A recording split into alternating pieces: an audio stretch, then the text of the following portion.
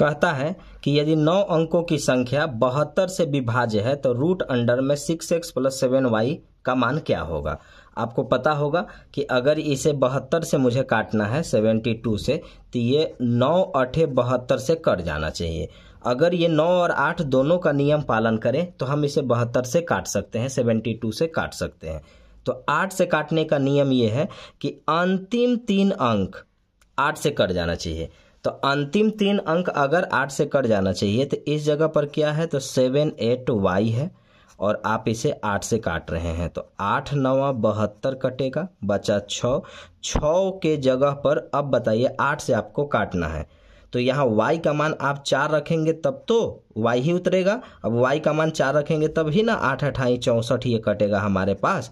तो इसका मतलब हुआ कि y के जगह पर मुझे क्या रखना चाहिए, तो y के जगह पर मुझे 4 रखना चाहिए। अब आप इस जगह पर 4 रख सकते हैं तो यहाँ पे मैंने 4 रख दिया। अब 9 का नियम सुनिएगा। 9 का नियम कहता है कि इनके अंकों का योग 9 से कटना चाहिए। जैसे इनके अंकों का योग जब हम जोड़ेंगे तो 18 27 36 72 ऐसा कुछ आना चाहिए।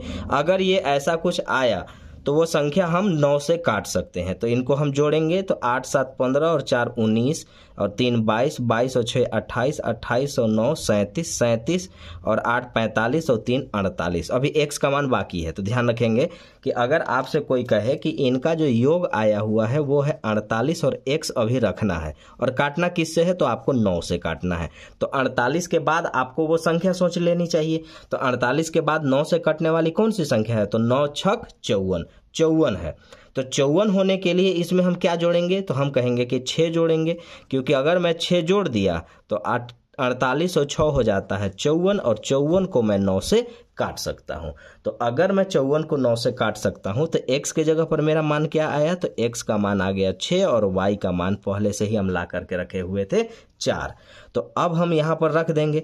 तो अब जैसे ही हम यहाँ पर रखेंगे तो ध्यान दीजिएगा x का मान है 6, तो 6 छक 36, तो यहाँ रहा मेरे पास 36 और y का मान 4, तो 7 चौका 28। अगर हम इनको जोड़ेंगे तो आएगा 64। अब 64 तो चूंकि वो रूट के अंदर में है, तो जब रूट के अंदर में है तो 64 से बाहर कितना आता है, तो 8 आता है। क्योंकि अगर मैं रूट में 64 लिखूंगा तो 64 से बाहर आएगा 8, ऑप्शन डी।